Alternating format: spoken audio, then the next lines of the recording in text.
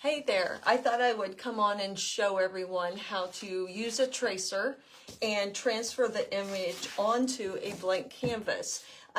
You are always more than welcome to just free draw it by hand and do your own thing. I love rebels. So, and another way is if it's a wrapped canvas, you could possibly, if you had a bright enough background, maybe a bright window, I can see through this through the ring light.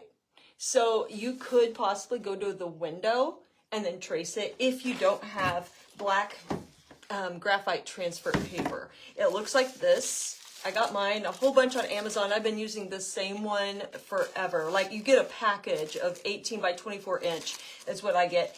It's also referred to as like a carbon paper. So one side of it is very waxy and the other side is very matte. It's dull. Okay, so the waxy, shiny side you want face down on your canvas.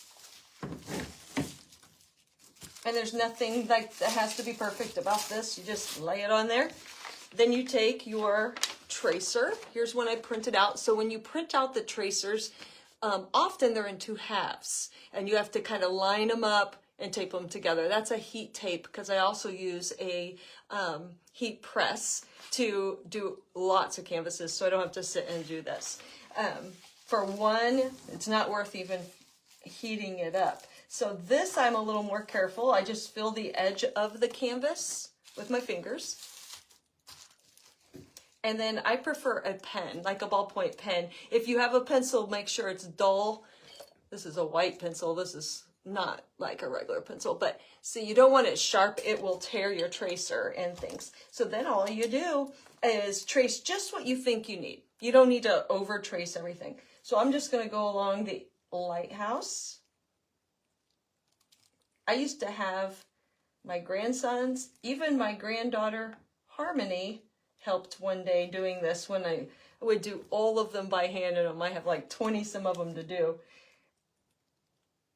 I'm tracing the little square windows, and I'm just going to do enough to show you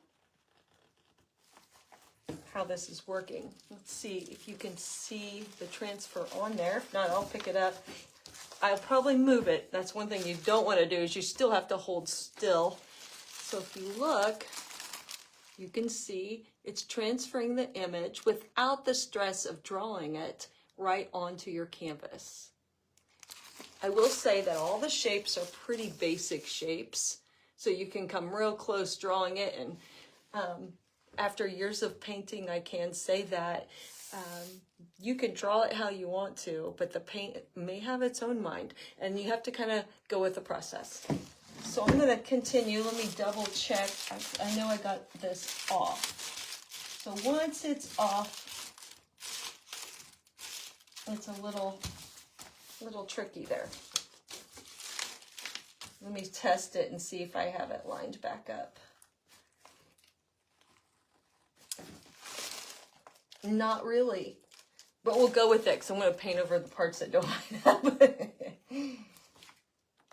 I shouldn't have moved it. I wanted you to see it already. So I'm going to come all the way down. I don't try to get this super perfect. Like I said, paint will have its own mind anyway.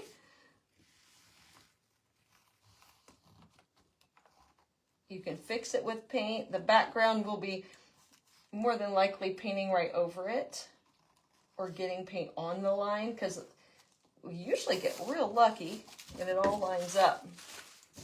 Okay, so I got just the lighthouse on here.